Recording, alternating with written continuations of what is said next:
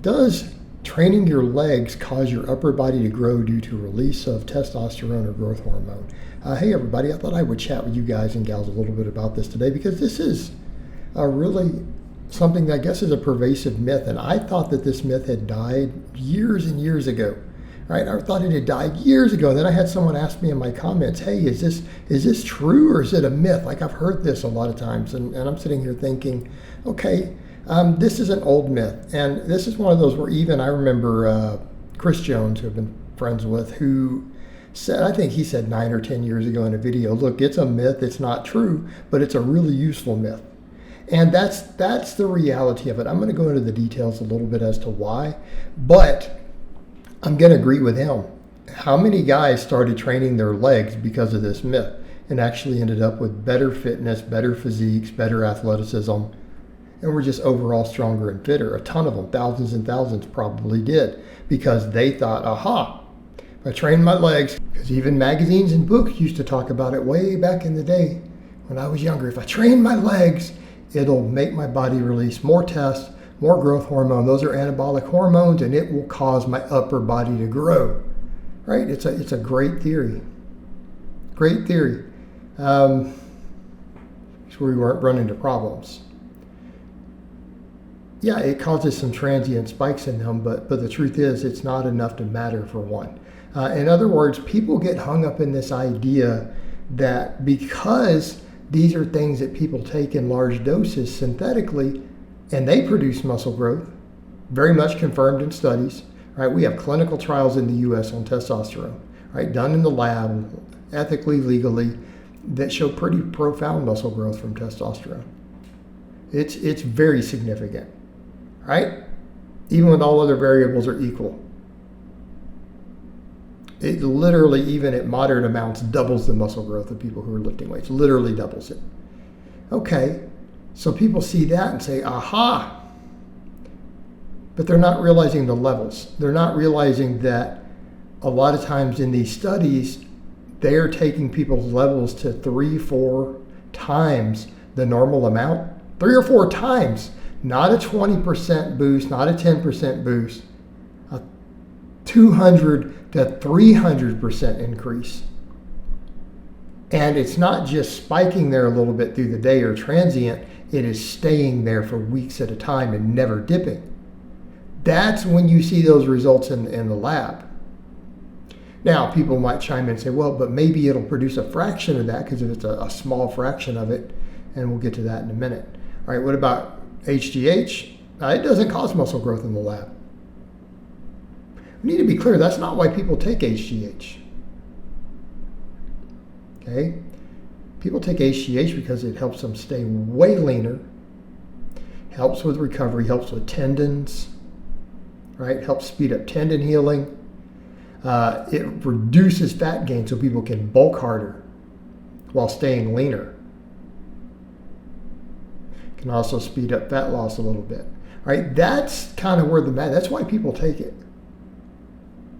By itself, it doesn't cause any muscle growth in the lab. And when we've seen muscle growth, the few studies that have shown that it actually does happen usually take a year to see results. In other words, 3-4 month studies show nothing. The only studies that show any increase in muscle size are when patients are kept on it for 1 year or longer.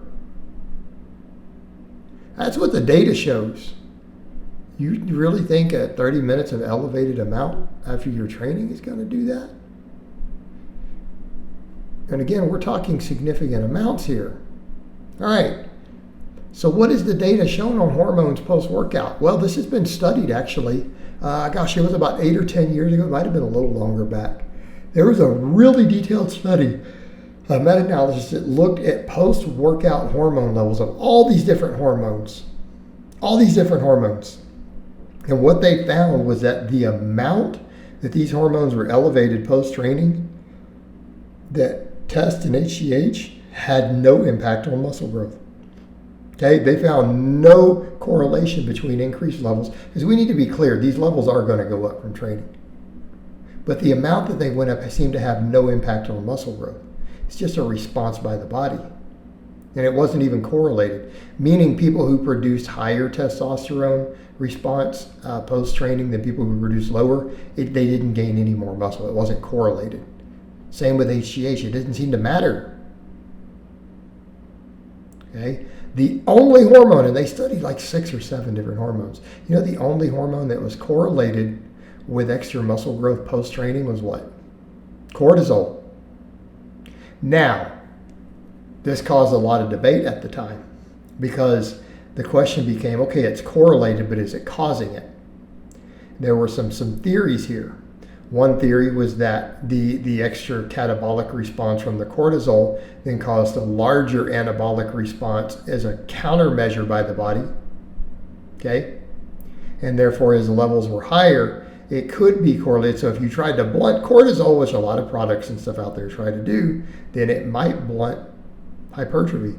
Well, when you look at certain things that reduce inflammation post-workout, they've been shown to reduce benefits. Like look at the ice plunges, cold baths. When you apply cold to a muscle too close to a training window, what happens? It grows less. It's been found in the lab, been found in meta-analysis. There have been some studies that showed supplementing vitamin C or vitamin E really close to a workout could blunt training response, okay? So could be because they're lowering cortisol. This is one hypothesis. The other hypothesis was simply that cortisol levels go up the harder you train. In other words, the harder and more intense your training is, probably the larger the stress hormone response, okay? So in that case, the cortisol isn't causing any growth. It's just correlated because guess what? Cortisol goes up as a result of training really, really hard. The harder you train, the more it'll go up. And what else happens? Well, usually the harder you train, it's usually associated with better gains, right? Train really lazy versus train really hard, see who gets big faster. 9 out of 10 times, barring some genetics and diet and other stuff, the majority of the time the person who trains harder gets better results. I think we all have observed this over the years, with a few exceptions. It's usually the case. So maybe that's the case. So maybe the training harder is what's causing that. So here's what we come down to answer the question. There's no evidence at all. And if you look at the sum total way that the hormones work and what we studied in the lab studies on test levels, HGH levels, how they impact muscle growth at different levels when they're added to a human. We look at the studies on hormone response. None of this stuff doesn't affect muscle growth. So therefore, the hormone release from training one muscle group is probably not going to cause muscle growth in a different muscle.